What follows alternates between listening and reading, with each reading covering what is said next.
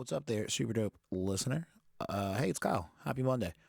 So we're supposed to have a bunch of shit drop today, and yeah, I've been without getting too into the story. I've been kind of hurting the last few days. Like it hurts to move my neck. Yeah, so I've been laid up, not moving too much, but I want to start getting this shit out today.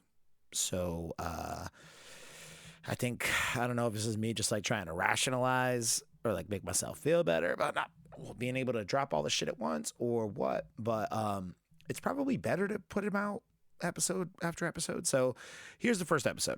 Me and tons of fun talking about Promised Neverland. Tomorrow we'll have another one. Wednesday we'll have another one. Thursday we'll have yet another one. So 4 new episodes dropping this week: Monday, Tuesday, Wednesday, Thursday. Friday we'll see what the fuck happens on Friday. Patreon stuff maybe. At least Death Note, I hope. Yeah. It's all good in the hood, baby. I can kind of move today, so trying to catch up on work. All right, I'm done bitching. Enjoy me and Carlton, aka Tons of Fun, aka Lunchbox, aka my gay best friend since I was 11 years old, talking about The Promised Neverland Season 1. Spoilers ahead. So I don't want to fucking hear it, man. It's a full-on discussion about little baby children getting raised in an orphanage type barn setting for bad reasons. Enjoy the new theme song. Okay, bye.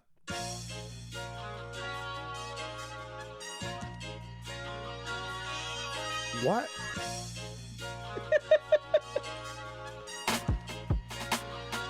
Shut up!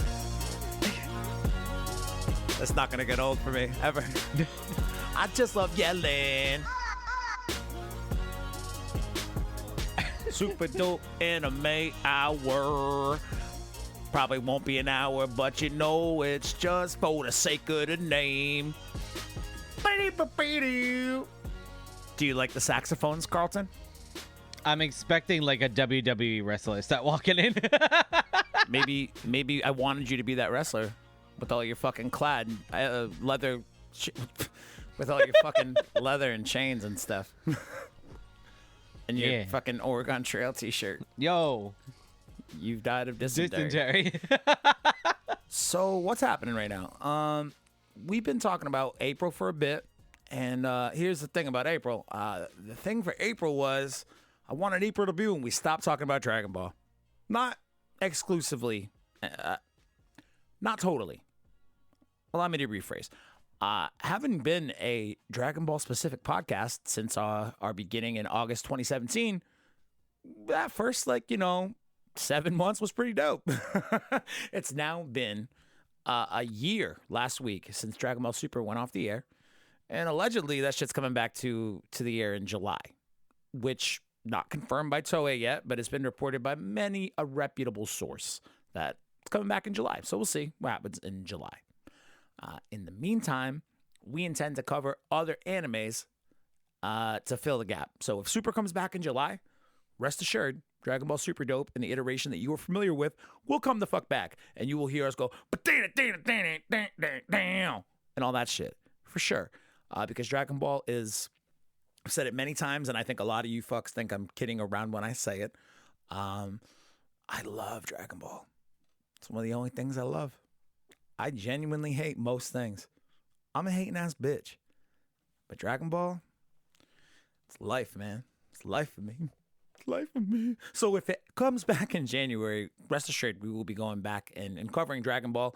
Maybe at that point in time we talk about being a twice a week podcast, keeping the general anime stuff going while also doing Dragon Ball Super Dope at the same time. But until we know what's going on with Super, we intend to cover other animes in the meantime, and we're going to be doing that today. Me and Tons of Fun just binge watched the first season of The Promised Neverland last week, and there was a lot of hype built up around it, and I was like, hey, Tons of Fun, Carlton, Lunchbox, what else do I call you? I don't know. Tons of Fun. Yeah. Fuckface. Asshole. Hey Carlton, this anime is really cool, or so everybody tells me. It's got a pretty cool premise. Here's the premise. Have you watched it? Nah. And yeah, I was really surprised that you hadn't watched it. You watched like every goddamn weirdo anime under the sun, but you haven't watched this very popular one. I didn't like the cover. The art just didn't No, impress. it didn't. the art of the cover, I just scrolled right through it. It's like art does nothing for me, nah, and I refuse to acknowledge it. nah. Even though, I mean, when you saw the art, did you hear of the series by that point and been No. like, no? No. So, a lot of anime Twitter has been singing this series high praise since the manga started coming out in 2016. When it was put into an anime, these first 13 episodes started last year. The season finale for that first season just happened this past Thursday. So this is fresh shit. We're recording this shit on April Fool's Day. This probably won't drop for at least a week or two. So maybe a week. I don't know. We'll see. We'll see when it drops. But rest assured, this is no April Fool's prank. We sat down and watched 13 fucking episodes of The Promised Neverland. So we're now going to talk about that a little bit more in depth, this first 13 episode series. If you have not watched it, fuck the fuck off if you're sensitive to spoilers, because we are going to be talking pretty spoilery. But for those of you who have decided to stick around now or have watched the show, I just want to, for the sake of the listener, give you a brief synopsis, something that I would probably say to Carlton if I was like, yo, tons of fun, let's watch this show. And he was like, meh, I don't like the cover art. Man, this isn't doing it for me. Not enough dudes. I mean, no. Set in the year 2045, Emma is an 11-year-old orphan living in Gracefield House, a small orphanage housing her and her 37 siblings. 37 kids, 38 kids under one roof. Life has never been better, with food that tasted like gourmet, plush beds, Snow White uniforms, and the love of their mother, the caretaker Isabella, as well as the litany of daily exams that Emma always aced with her two best friends, Ray and Norman. Ray and Norman. The orphans are basically allowed to do whatever they want except venture out of the compounds or the gate that connects the house to the outside world. One fateful night, an orphan named Connie. Not Annie. Not Orphan Annie. Orphan Carnie. They're all... Carnie. Orphan Carnie. Carnie, yes. I feel like Connie. all Carnies are orphans to some extent. On a fateful night, an orphan named Connie is sent away to be adopted. But Emma and Norman follow her after noticing that she had left her stuffed rabbit toy, Little Bonnie, back at the house. Sneaking out, they find Connie dead. Straight up, they find little orphan Carnie dead. And the truth of existence of the supposed orphanage to be a farm where human children are raised as food for demonic creatures. What? Worse still, Isabella is in allegiance with the demons, ripping away at everything the two ever thought they knew. Determined to break out of Gracefield House, Norma and Emma partner up with Ray to peel away at the facade of the farm. Norma.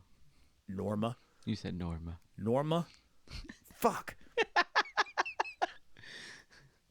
Determined to break out of the Gracefield House, Norman... Fuck, see? Carnie and Norma. Determined to break out of Gracefield House, Norman and Emma partner up with Ray to peel away at the facade of the farm and find a way to escape with all their other siblings. So, what's up? Farmhouse in the middle of nowhere with a 8 kids to one adult? You want to talk about fucking public education spending? Even that math is awful. Public education advises 15 students to one fucking teacher. This is one mama to 38 fucking kids, many of which, are under the age of 4. How many diapers a day does that woman have to change? How many shitty assholes does she have to wipe? 38 kids is a lot for one fucking person. And it's like, all right, well, it's anime world, so cool. Everything's She probably doesn't make minimum wage, so. I assume she gets paid well.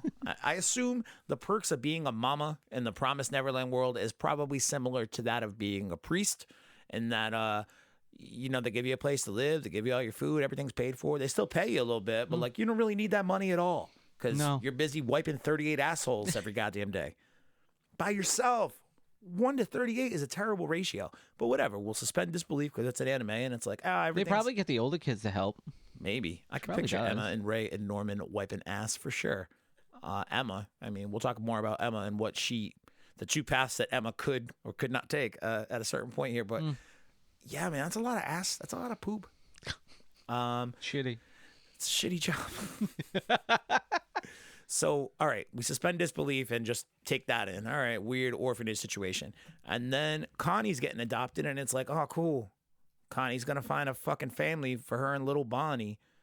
And then it's like, oh, she forgot her little Bonnie. And then they run it down to the gate, and they're like, oh, shit, she's dead. Never mind. She doesn't need... She wasn't just dead. She was, like, horribly dead. It was like... She was, like, brutally mutilated. She's like I think she's 4 years blue. old. Yeah. No, I think she's 6. All right, 6. 6.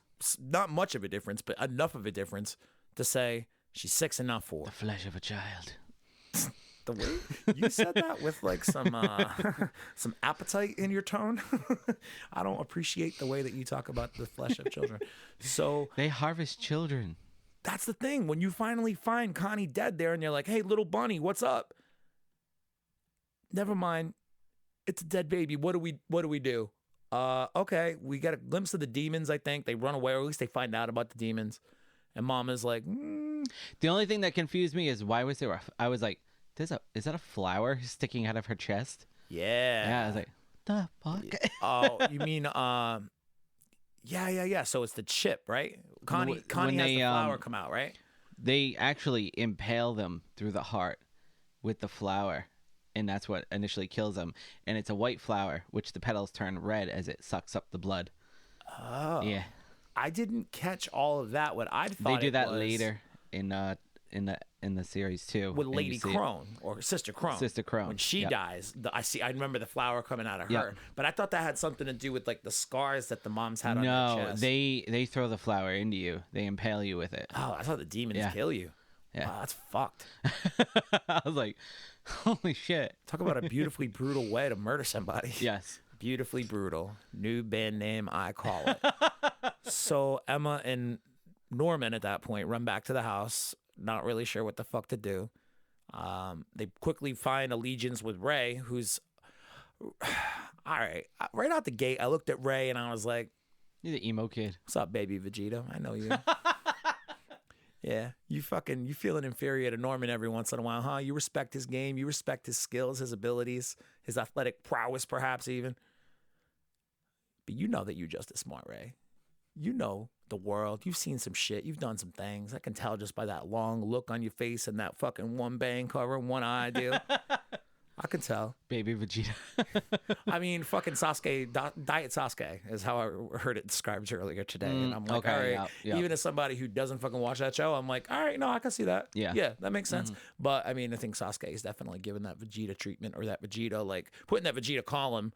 You know what I mean? So Ray automatically hopped off the page to me. I say the page, but I watched the anime, not the manga. I didn't read the manga. Ray as a character jumped out to me right away, and I was like, shit, I'm going to love this little fuck. And sure enough, the ability that these kids have, Ray, Emma, and Norman, going into, they're all 11 years old, they're going into their 12th year. As you learn more about them shipping them, as you learn more about Mother Isabella shipping these kids off to these demons and shit, you find that prime time for these kids to get sent off is on their 12th birthday. Age to perfection. Because at that point, their brains have developed fully enough. And the whole premise of having them grow up in this, idyllic little fucking farmhouse scenario, 38-1, shitty job for fucking Isabella, but whatever, is for them to be able to have a full, happy life, eat the best food, be really smart. It's good for like the makeup of the product that the demons want to eat. No fear, well-developed brain. It's just happiness. Yeah. Exactly. The happiness breeds the most delicious product. So, and we learn throughout these first 13 episodes that ideally, they're really after that fucking brain. And it's really dependent on how the brain sort of formulates within these kids. And that's why there's so much value put on Emma, Ray, and Norman. That gives them a little bit of a longer leash, even though they're dealing with this mom who's in allegiance with these demons, who could very easily just be like, you know what? Fuck you kids. I'm going to take you out back and snap your neck. Or I'm going to just ship you out now. She's like, nah, I got to wait till they age to perfection if I'm going to get it's more about quality over quantity. And it's more about profit versus, limiting the potential to lose profit through these people. Free range. chickens. Not free range people. Free range people. Free range people. I mean, Norman's an albino, like borderline autistic genius who can fucking put together this amazing plan to try to outwit his mom. And Ray also being on that level of Norman. And Emma's probably in terms of like, I don't know. I think if you have to like look at what the strengths are for the three main characters, Norman's your 1, Ray's your 2, Emma's your 3 in terms of like smarts and planning and strategery. Mm-hmm. But you can kind of interswitch Norman and Ray probably. Emma, on the other hand, if you look at more things like physical ability and just the ability to be a good leader, as you see throughout, because eventually what they come to the plan is they're like, all right, well, we're all going to be 12 soon. And I'm not trying to get eaten by no demons because that would suck for a 12th birthday party. So we need to get the fuck out of here. Happy birthday, your lunch. Happy birthday, you taste delicious. Like, that's basically what this whole thing comes down to. They all devised the plan of we gotta get the fuck up out of here. Mm-hmm. We're not allowed to go beyond the gate. We're not allowed to go beyond the wall. But we need to. We don't know what's out there, but we do know that if we stay here, we are literally demon food. So it doesn't make sense. So a big theme that comes in throughout this, I mean, you've got like that mental struggle between Mama being the adult in the house who like knows how things work with the outside and knows how things work with the demons and has raised these babies since they was babies. And now she's your fucking enemy. The one lifeline that you've had your entire life, your one saving grace, the one adult. She's actually just raising you to kill you and sell you to demons. So how does that make you feel? Feels like maybe my mom's a bitch. Feels like maybe I don't like her anymore. Feels like maybe I need to get the fuck out of here. So the 3 older kids kind of devise this plan to get the fuck up out of here. And that's more or less the arc of this first season. This first 13 episodes is the arc of them trying to escape from Gracefield House, or what the fuck it's called. The orphanage. The barn. Little house on the prairie. Except it's not little, it's big. Well, that's pretty much your arc over this first season. It's like the psychological tension between these 3 really smart kids and this one super smart adult. It's like psychological back and forth that, I mean, if you're listening to this now, you already know we just dropped Death Note as an entire series for our Patreon. You can go purchase that now for a flat fee. I wonder what the fee is. The flea is. Yeah, I wonder what the flea is. I wonder what the fee is. There's a lot of back and forth between Light Yagami and L, just like psychologically. Like, I think he'll do this, so that means he'll think that I do this, so that means that I should do this in order to combat him thinking that I'll do this. Like, there's just like a lot of like thinking 3 to 5 steps ahead at times. Like it's a fucking chess That's Norman match. and Ray. It's Norman and Ray and Mama for the longest sure. time. It's all of it. I mean, Norman and Ray in those first few episodes, before they like kind of formally make the alliance, like they're kind of feeling each other out. Mm-hmm. And then especially when you find out that there's a double agent among the kids who's reporting information to Mama. Gasp. And that person ends up being Ray. Gasp. One of the 3 people who's, trying to plan this escape. You're the motherfucker who's been reporting shit to Mom, and all that kind of back and forth, that double crossing, that trickery. It's tough to follow at times. It's very fast. Thankfully, the series isn't only about that. Like Death Note is almost exclusively has a 22-minute episode can be a line of thought like that back and forth between 2 characters. Well, did he do this? Oh, as I expected he did. Well, that's why I did this instead. Oh, I knew that you thought I would have done that and you would have prepared to do that by this, so that way I did. Like, that's how fucking Death Note plots work out. That's why I read a synopsis for every fucking episode we did on that. This one doesn't rely too heavily on that back and forth, but it helps set up or like give you examples of just how outstanding these kids are. And then you also have like the extra detail kind of filled in by the fact that they're taking IQ tests and shit every day to like gauge how heavy their fucking brain is. I don't know. I think they do a real good job with kind of setting up what you can expect from your main protagonists, and at the same time taking a character who is literally, you look at her, she's just a mom. You shouldn't be afraid of a mom. But somehow... I feel like a lot of us are afraid of our mothers. What are you talking about? You shouldn't be afraid of a mother who, on the surface, among 38 kids, is that accessible and loving and open. And I mean, every time you see her, and they talk about it too later on, and like the flip side of it, she's always got a kid in her hand. She's always just taking care of babies. And then later on, it's like, yeah, man, she's always just got a kid in her hand. She's always just taking care of babies. So that way we can't run with all the babies, because that way she'll keep a few for herself, for the demons. But in the first few episodes, you got no idea. So that way when you find out that she's in allegiance with these fucking baby-eating demons, that it's like, but Mom, you're my mom. But now you're a bitch.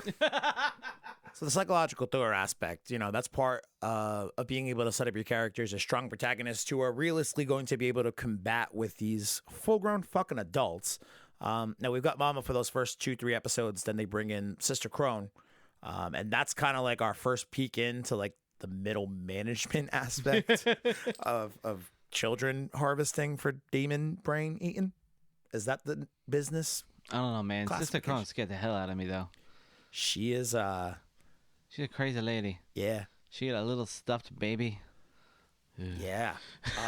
So Sister Krone shows up on the scene. She's, basically Mom is like backup. She's extra eyes to try to figure out like who are these kids who are plotting an escape. We know something's up. And she's loud and she talks to herself a lot. And she fucking sings out loud all the time to herself like I do. But she doesn't do it with any microphones on. She just does it by herself in a room to a weird little stuffed baby with like a sewn back on face. It's fucked.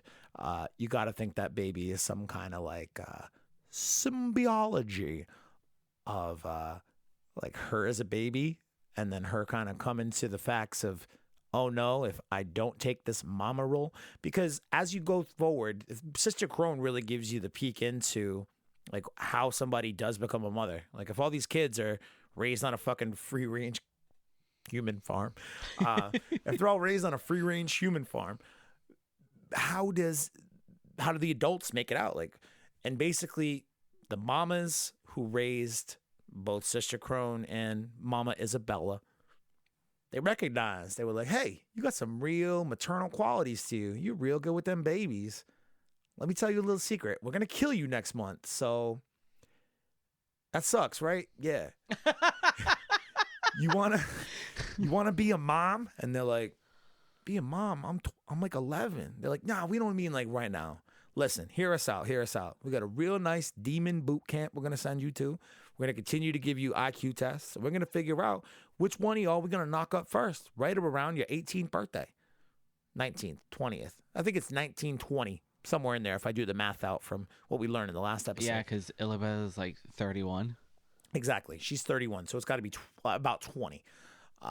So around 20, after we send you to Demon Boot Camp, we'll knock you up with a baby, and you're really good, so we'll give you the best farm, the best plant, I think they start calling them. We'll give you the best plant to run in our series of human plants. It won't be that be dope. Is that the best recruiting method to get the best quality talent to raise your babies?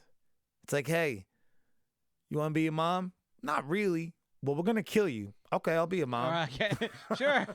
All right, yeah, never mind. You put it that way. Ultimatum understood. I will totally be a mom. Put a little human baby in me so you can turn him into veal someday. Is that like the best structure to recruit in your middle management team? Because when you think about it, that line of mentality, do it or you're going to die. Oh, okay. Is what eventually led to these kids being able to escape at the end. Mm-hmm. Basically, the maternal qualities, you see it through Sister Krone, who like genuinely has some feelings of affect or moments of like genuine affection for these kids before Mama realizes what's going on. Basically, Sister Krone's like, yo, I'm going to get this bitch fired. I'm going to take her job, and it's going to be sweet. And these little fucking autistic albino kids are going to help me get it done.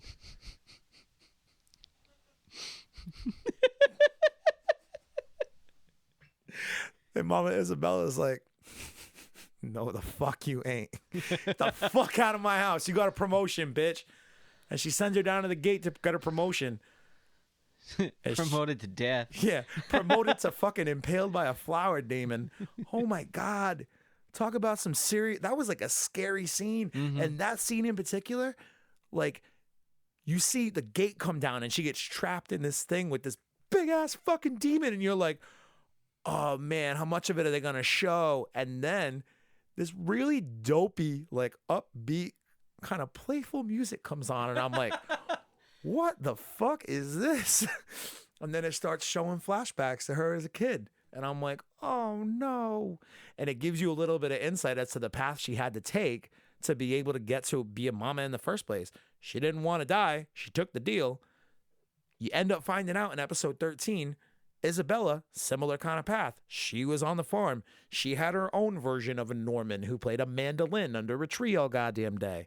Dun, dun, dun, dun, dun, dun, dun. And she's like, what's up? What's that sound? What's that song? Play that song again. Bum, bum, and then homeboy gets set the fuck off to get graduate. They call it like a graduation, but it's death. Now that's one of my questions too. What happens to all the men? Like they can't all become food. I mean, eventually you're gonna have to. Like, what happens? The episode that they take Norman. Norman doesn't get killed by the demon. No, They point him at another room, and then that's the last you see of him. Is he off like breeding people now?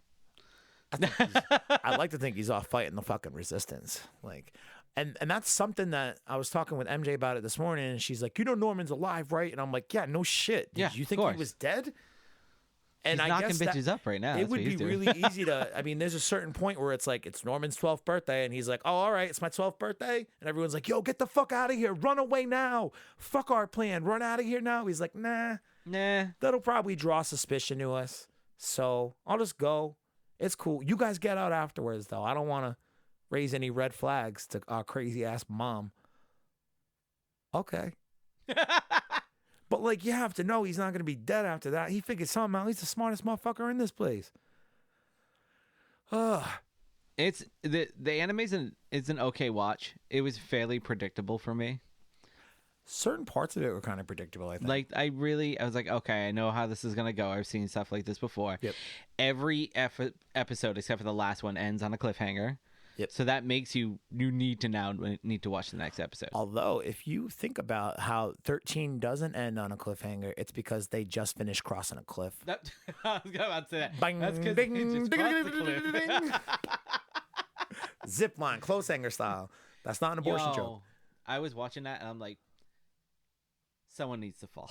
I really hope somebody falls. I thought one of them would have. I was so hoping for it. I was like, fall. Jesus. Wow. I want to see how far that pit goes down. Spoiler alert. It's fucking far. Are we there yet? Yeah, you just fall into infinity. I've been falling for 30 minutes. Oh, man. So I think we can both agree that Promised Neverland is just a metaphor for growing up, right? Like right around age 12, you're about ready to start venturing out into the world a little bit more on your own, become your own person a little bit. You're happy, and then you hit puberty, and everything goes downhill from there. And then you become brain food. Brain food. No, seriously though, like it has to be a metaphor for growing up and being not figuratively eaten alive by the outside world, by the adults, by the responsibilities that you start to take when you get to that next part of your life. Granted, we're talking about 12-year-olds here. What I'm probably talking more about is in line with the traditional age of, say, 18 to 21, when kids start to, be able to vote and fucking get their own apartments and, do shit on their own. Maybe 12 years old is a little bit early, but like you said, the puberty thing could kind of play into it. Am I wrong in thinking that? And then for adulthood, when you've finally had enough and you try to escape or you want to escape, your heart explodes out of your chest. I mean... Yeah, I guess, but it's like you really just want to get away from it all, but you can't because there's a bomb inside your chest. That was the other thing with Isabella and all the rest of them. They have a bomb inside of their chest. Yes. Okay. The bomb is what I fucked up and thought about was the flower thing. Okay, got it. I don't know. I think it's a big metaphor in like trying to shield. I mean, if you take away the whole brain food demon part of it, it's very much we want you to stay indoors. We want you to stay safe. We want you to, and again. Put aside the fact that they're being raised to be food. The this is how parents would typically tend to treat their children. I mean, at least a normal, I guess, parent. I don't know. Normal's kind of a bad word to use, I guess. But okay, so people nowadays baby the shit out of and nurture their children and isolate them, shield them from everything, and that's how these kids pretty much are. Yeah, they have no idea what the real world is like. Way to go, Tons of Fun. You fucking hit it. So I think that metaphor is very strong, but when you look on the outside of it, it's like, all right, what are they protecting them from? Death, destruction. Now, obviously, death and destruction don't await ignorance. Lots and lots of ignorance. I don't know if it's ignorance. I think it's just people who want to use them. The children are all ignorant. I mean, they have no idea what the world is like. They have no idea. Ignorance is bliss. They could prepare for this kind of stuff, but instead they're just being coddled, nurtured, and ignorant to the world and what's going to happen and what's going to happen in their small, insignificant lives. But it's because they're probably raised, especially in this situation, to not question the norm. It's like, this is just how it always is. This is how it always was. This is how it always will be. This is how we do things here. Why question? Why? If the one rule is to not wander out beyond the fucking gates or the wall, I can fuck with that rule. I've got no other responsibilities or things to be concerned about other than that. Denial, bargaining, acceptance. Grief? Yeah, that's pretty much what a lot of it is. Stages of grief? A lot of it. Yeah. Look at Isabella. So I think there's a lot of interesting parallels between Isabella and Emma, and you see a lot of it in the last episode. Mm-hmm. So much of young Emma you see, so much of young Isabella reminds you of Emma. Like, they both have like that perky demeanor, and they're always smiling, they're always happy. And it's a stark contrast to Isabella now, who, while she does put on that fucking artificial smile when she's in front of her kids, she'll freaking bust your leg. I was like, ooh. And then she'll hold you against her bosoms afterwards and be like, it's okay, baby. It's okay. Oh my God. I was like, holy shit. And like, the weird part about that scene to me is Emma tries to run to check shit out. Mama chases her down, snaps her fucking knee, shin, whatever. And then Mama like scoops her up and coddles her. It's okay. And comforts her. And Emma fully leans into her mom. Even though this woman literally just seconds ago snapped her fucking shin, it's still her mom for the last 11, 12 years. And it's like her instinct is to want to be coddled and held and protected by that woman, even though that woman is actively plotting their demise. But it's an 11-year-old girl, and this is the only thing she's ever known to be your mother. Mm-hmm. I think there's certain themes.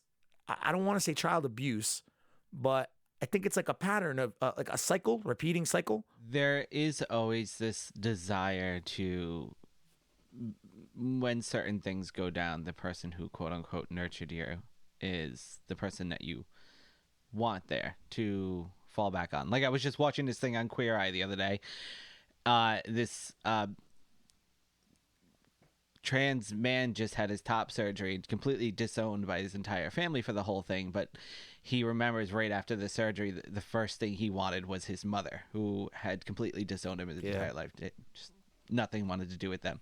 And that nurturing person, the person that you're supposed to, who's supposed to be the person to protect you, it's hard to turn it off. Yeah, you're basically just like wired to want that. Exactly. So the cycle of abuse, I mean, the parallels between Emma and Isabella are that Isabella sees this one option where the only way she can live is to take the deal, go to demon fucking boot camp, become a mama, raise her children.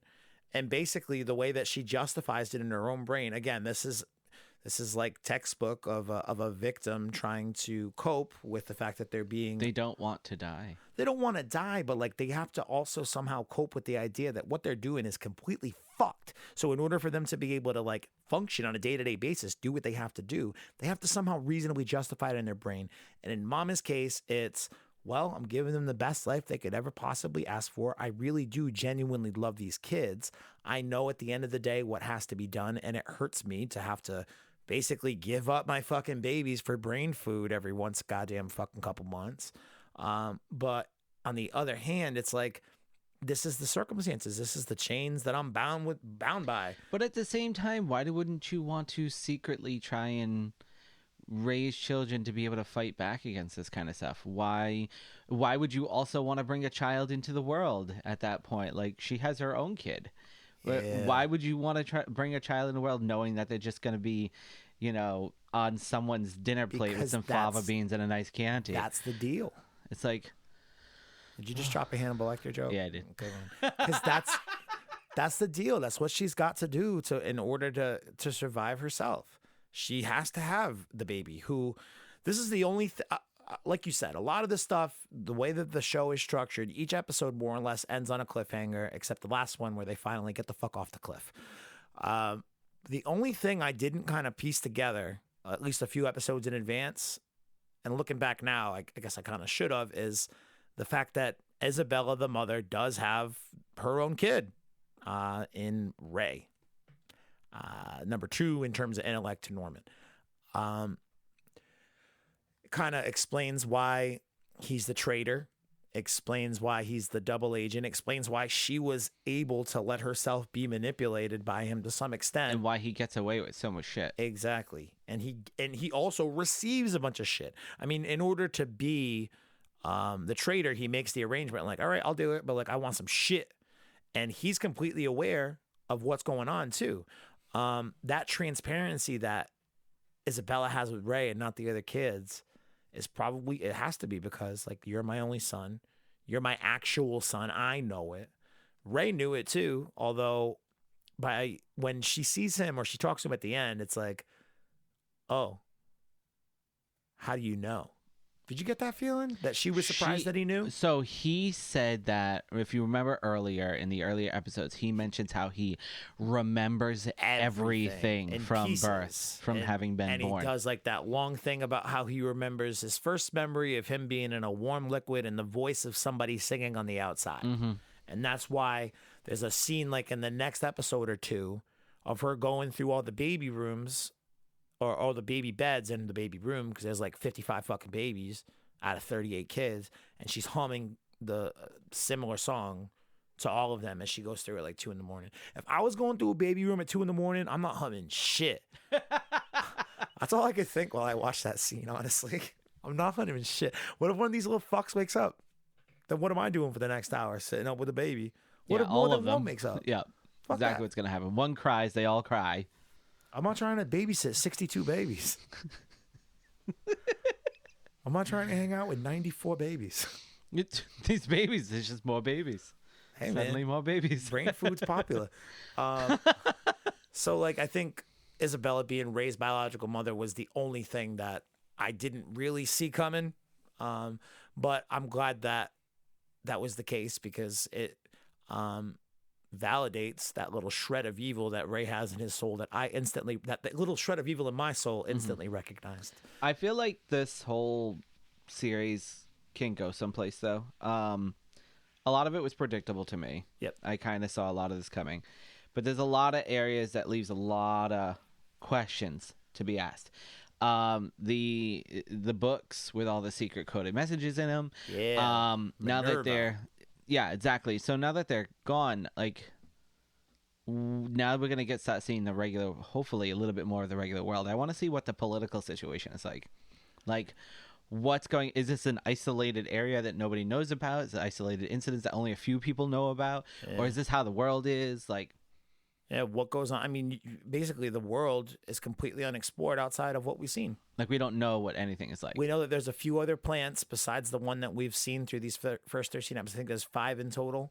But but as you realize in the episodes, they're all connected in one area. Yeah. This little exactly. thing. So when they get outside beyond those walls, is it like the regular world and like does only a handful of people know about these demons, or do the demons run the world? I mean, is what kind of is their president demon, and they're shaking hands with the president of Japan going, yeah, let's harvest babies so you don't kill us all.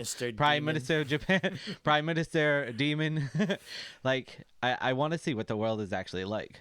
That's what I'm looking forward to when they make more episodes. How far it kind of stretches. I mean, they've given us a real strong foundation to work off of. We have like a basic idea of how this thing works, and that gives them room to be able to work one way or another way, to be able to expand or maybe even contract. Who knows? But and then when does Norman show up again? And does he try and kill anyone? Does he becomes a bad guy? Does he stay as a good guy? No way. Norman's good to the end, man. Norman's about to meet up with his crew after they've been thinking he's dead for like 2 months. And that was another kind of confusing part too, was as they're doing the final escape, so like basically they spend the whole fucking season, these 38 kids, just running around playing tag in like formations, tagging one another, doing like recon for certain items and strategy to try to escape and come up with a plan to get the fuck out. They basically just training. So they're training, and they finally get to the escape, and it's like, oh, ballsy ass escape.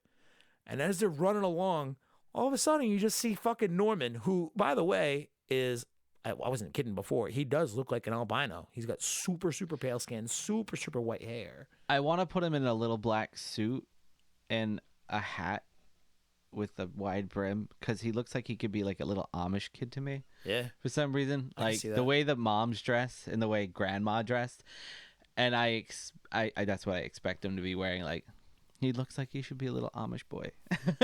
I can't wait to fucking get to see grandma a little bit more. That bitch strikes fear. Like, she only shows up for like less than 6 seconds, but when you see her, you're like, don't fuck with grandma. Oh, whoa, grandma will rip your eyes out.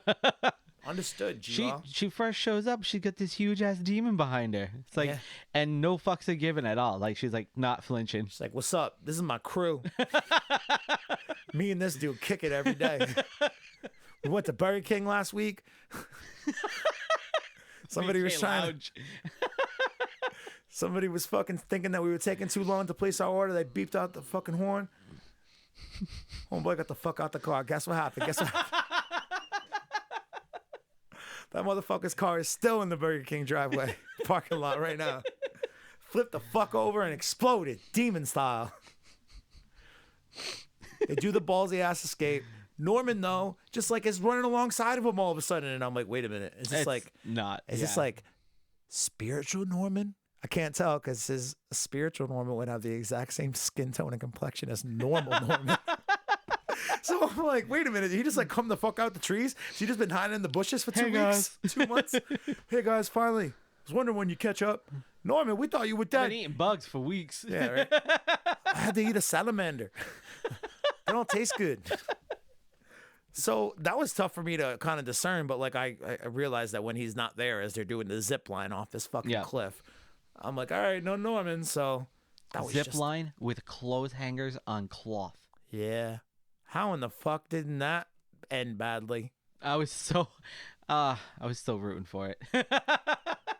I mean, there is that one moment where it's like these two kids who are like, oh, and Ray's like, what are you, pussies? They're like, when no. Ray had the extra body weight too, like the other the child hanging onto it, I was like, they're gonna fucking fall. I was worried Ray's twiggy little arms weren't gonna be able to support him and the little baby. Yeah, all he does is read books. Yeah, he reads books, plays with his fucking hair. Dude, I do want to talk about something it was the most what the fuck moment for me. And I think now that I've said it, you might already know what I'm talking about. Eventually to, they have to start a distraction to be able to get Mama's attention somewhere so that way they can be able to flee and get the fuck up out this place. So they set this huge fire after Ray does like this. Ray was going to kill himself. He's an 11-year-old boy, douses himself in fucking gasoline just as the clock strikes 12 and he turns 12 and he lights up a match. And I'm like, yo. And then there's just a huge fire. So like they do a really cool thing in this anime, which is becoming more and more. My hero does it a lot sometimes too. Where like they'll show you what happens and then you're like, yo, what the fuck? And then like they'll bring it back after it's all wrapped up to be like, here's how that happened. This is what really happened. Yeah, this is, now that there was actually a time lapse in between this. Now that you know how it ends, here's what really happened. So Ray doesn't set himself on fire, blah, blah, blah. They get the fuck out of there.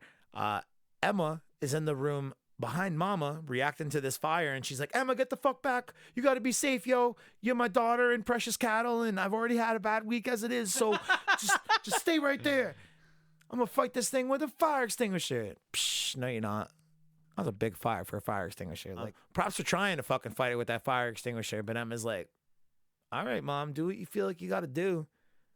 And then when Mama's like, kind of coming to the fact that this is fucked, she's like, Emma, we got to get out of here. And Emma's gone. Nope. Now, one thing I don't think we mentioned at all to this point is the fact that all of these kids have trackers. Yes. In their left ears, their upper left ears. So that way, should they get lost somewhere out in the compound or they're hiding or trying to escape, Mama Kun can go fucking smack their asses down. So Emma leaves the room. Mama turns around and realizes it. And she checks her little position thing and she's like, where's Emma's chip at? And it's in the next room. Mama walks in that room and it's looking pretty empty. There seems to be a couple sinks in the background and a bucket on the ground. Bucket is tipped over. The bottom of the bucket is facing Mama. She could not see the contents of the bucket. She walks over to the bucket and she looks in the bucket. And there's an 11-year-old girl's fucking mutilated ear right there in the goddamn bucket. Oh my God. Crystal stayed home from work today because her dog's sick. I sat down and started watching these last 2 episodes this morning. And when that part came up, I went, yo, what the fuck? And she's like, yo, are you all right? I'm like, no. No, the anime girl cut her ear off. She's like, you're a fucking nerd.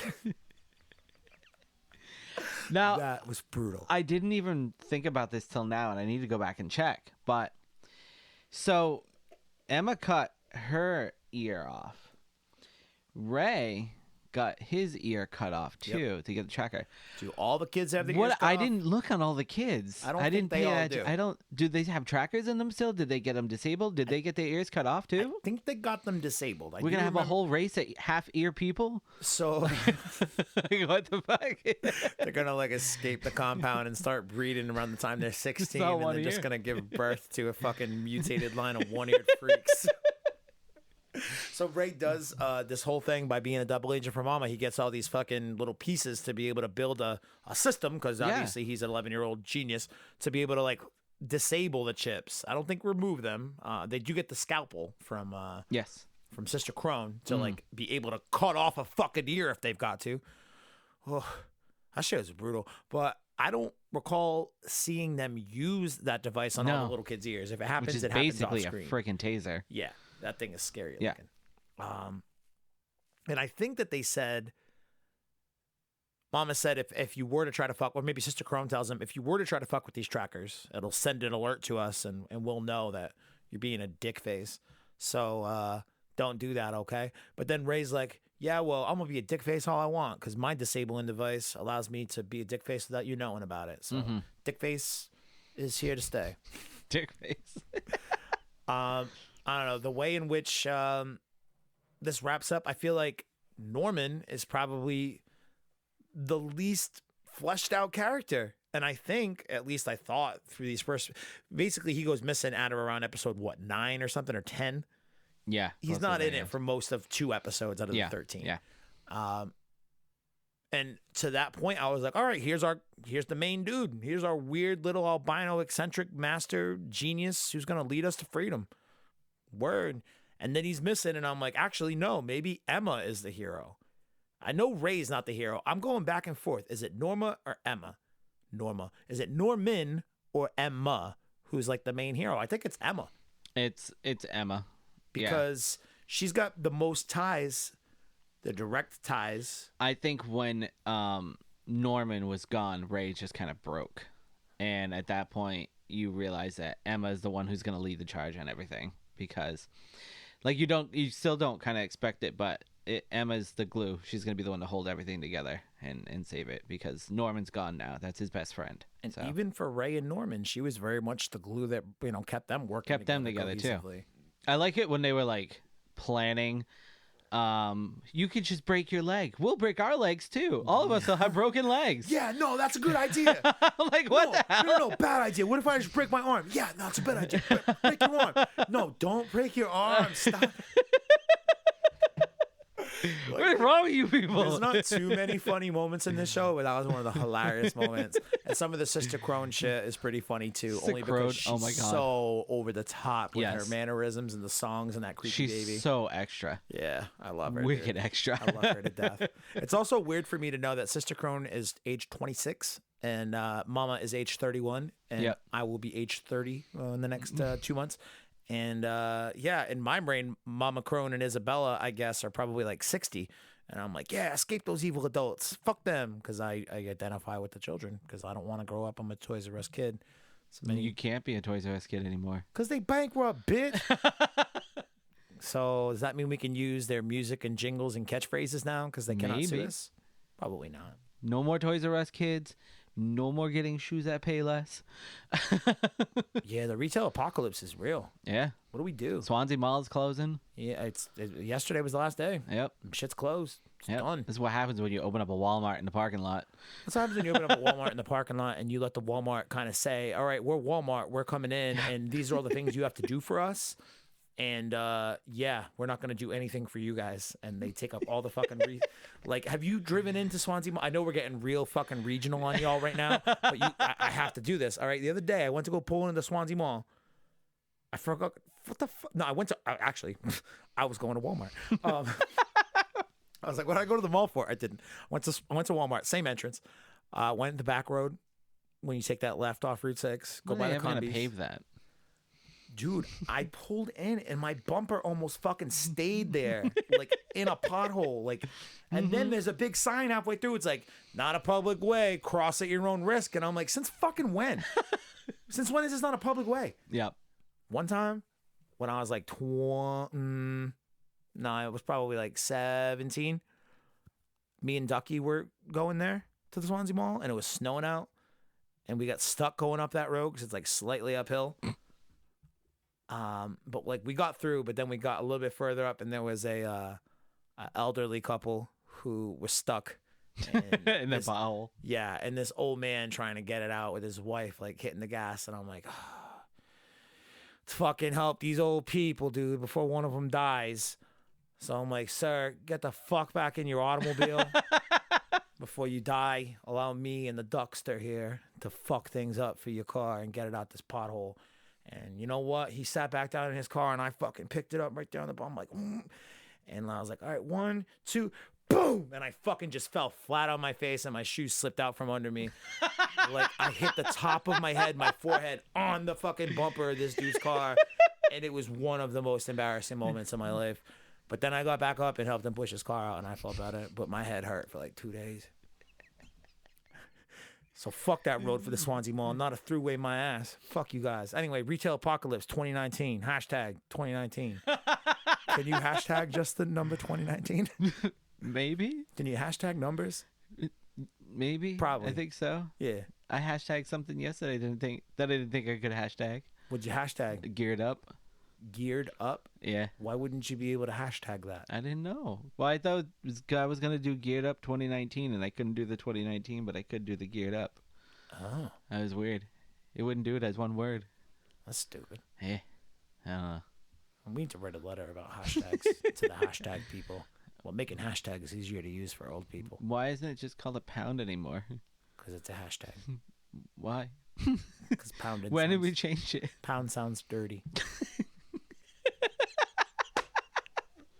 All right, so Promised Neverland, we did it. We talked about it. I think we hit all the major points. I mean, it's obviously a show about fucking growing up and how it sucks dick because you might get turned into brain food by demons, and how your mom, even though she might love you, she still might be psychologically abusing the shit out of you and readying you to be a repeat abuser, so that way you will go on to raise your own little herd of brain food children that you can then psychologically abuse into never venturing outside the walls of the compound. Does that make sense? Yeah. Also, the violence is cool.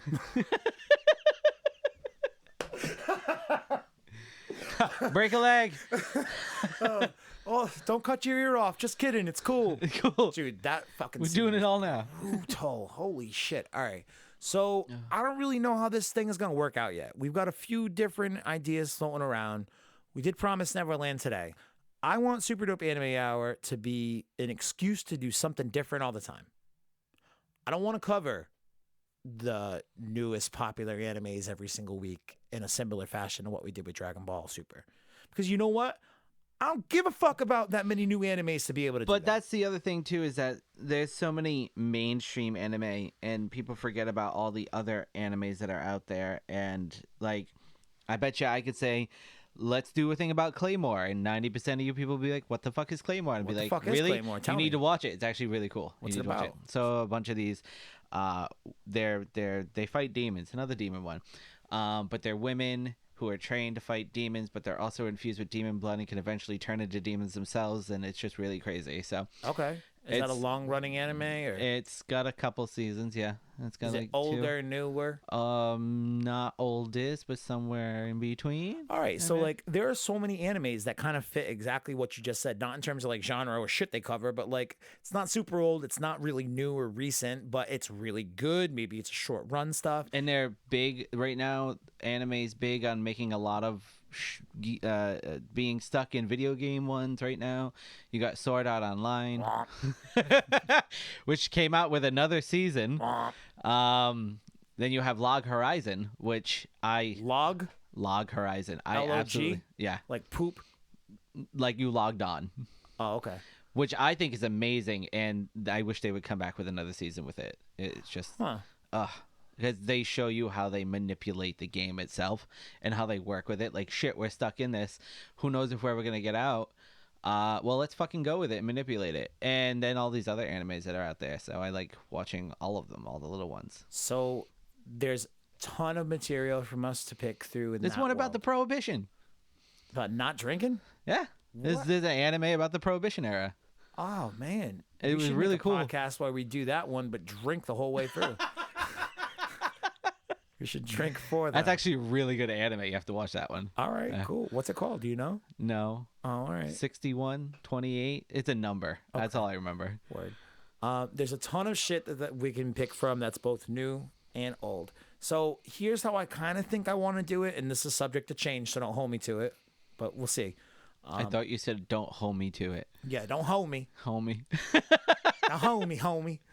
So I'd like to do one episode like this a month where we talk about one of these newer animes. I think next month we're going to do Mob Psycho. So for the month of May, we're talking about Mob Psycho. I would like another week, to be maybe something older. Like I would like to, I won't say Akira now because hopefully if all things went well with the launch plan, Akira's already been done. But we would do like another older. As I'm staring over here and I see Akira right there. Yeah. VHS. I got a copy on VHS. I've also got a copy on DVD over there. You have a copy of Ghost in the Shell in VHS. So that was going to be my next example. Maybe in the month of May for like an old school kind of anime movie. Ghost in the Shell? We do something like Ghost in the Shell. I'd hate to go to Ghost in the Shell that soon in the rotation here or whatever, but we have. They do have newer things of Ghost in the Shell too. Yeah. No, they made updated ones too. Yeah. I'd want to go with that first one first, obviously. But my point is, 1 week we'll do newer animes like we did today.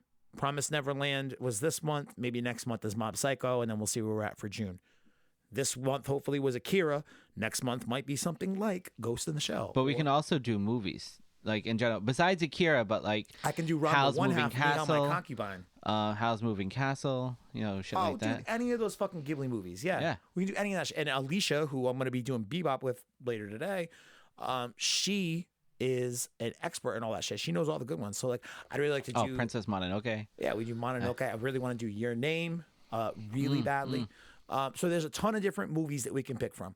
I'd also like to be able to do at least once a month in consideration to you, the fucking audience, because let's be real, I don't have a podcast without Dragon Ball, and you wouldn't be listening to this podcast without It's too bad my ex doesn't live over here. Who's your ex? Daniel. Oh, yeah, huh? Where's he living now? Connecticut? He's in Connecticut. He's a wicked anime nerd. Yeah, I know. Like, this would be right up his alley, all these other ones. He speaks so much Japanese. He does. Yeah. He does. And not to mention that he's volunteered and worked at Anime Expo I don't know how many times. Really? Yeah. That's dope. So, yeah, we'll do new anime 1 week. Some kind of movie thing the second week. I want one of the weeks to be Dragon Ball focused.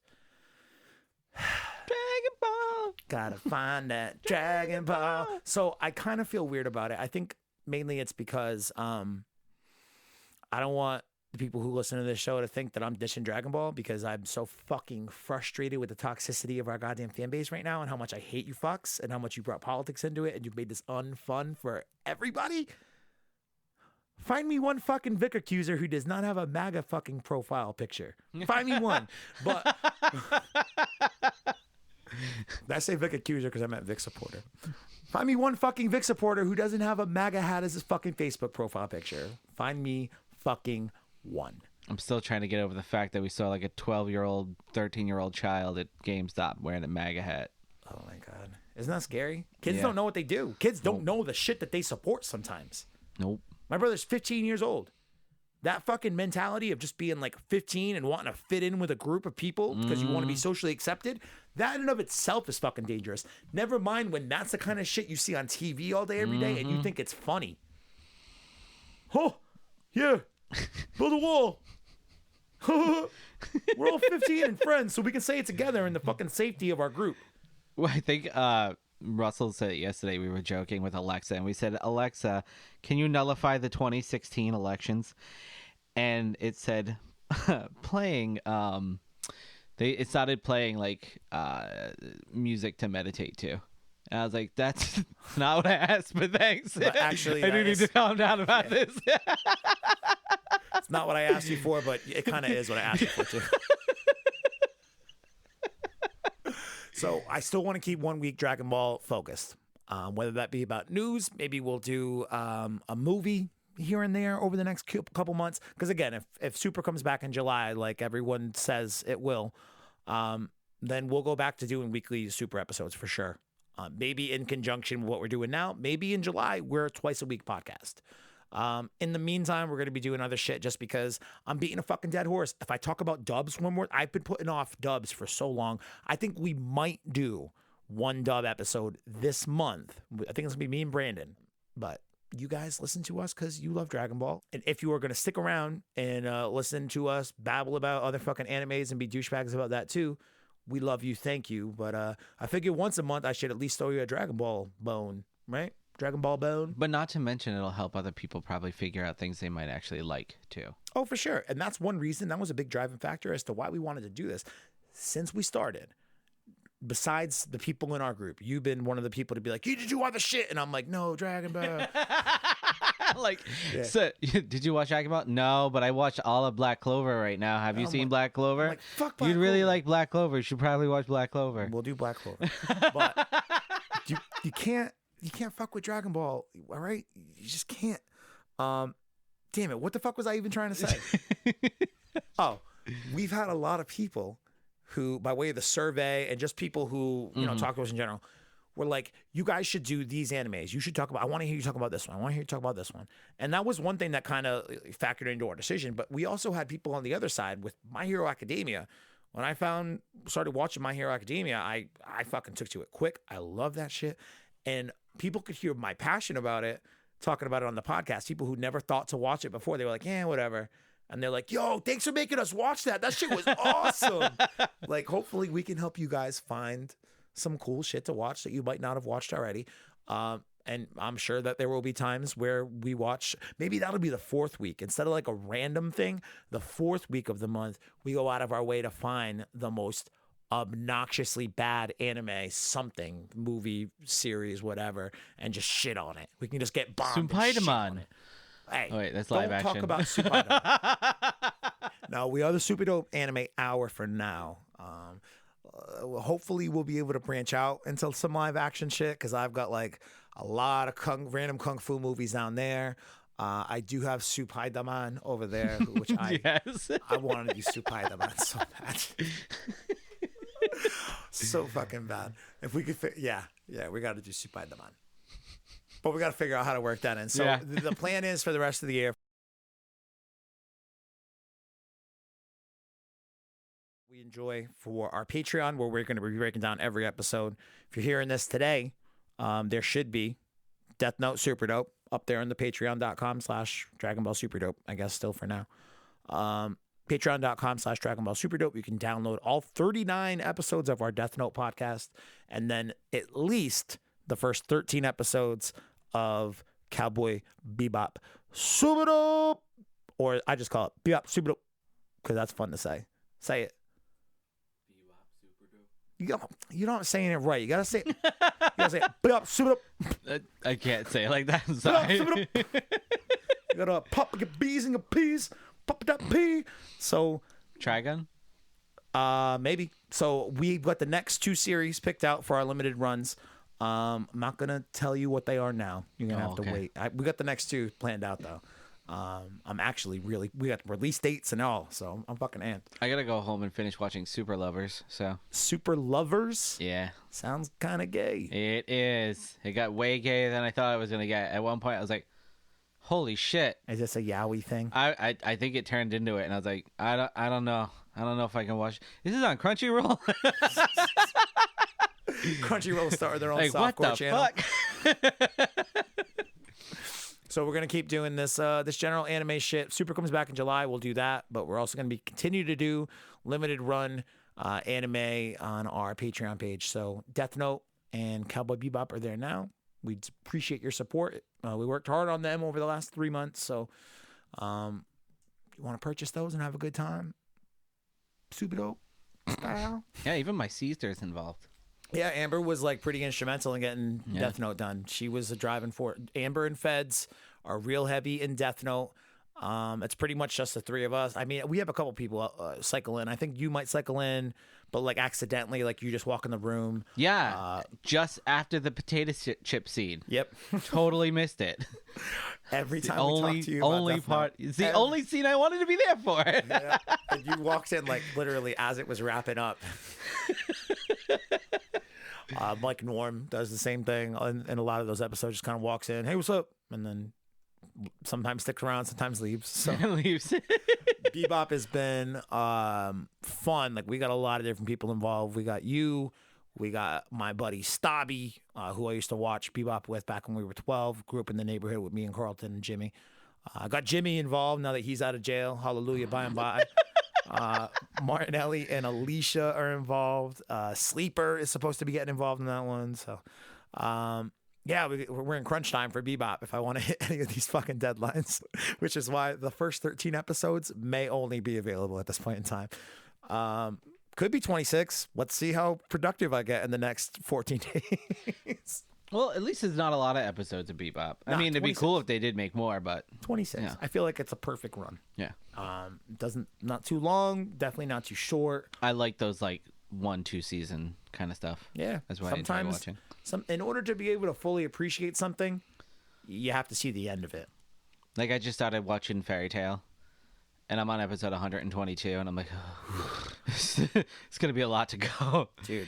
And then I looked at Case Closed, it's 900 and so I was like, oh no. Yeah, it's like the longest running anime of all time, right? Yep, it's gonna be 1,000 shortly. I say it's in the more next than 2 One years. Piece.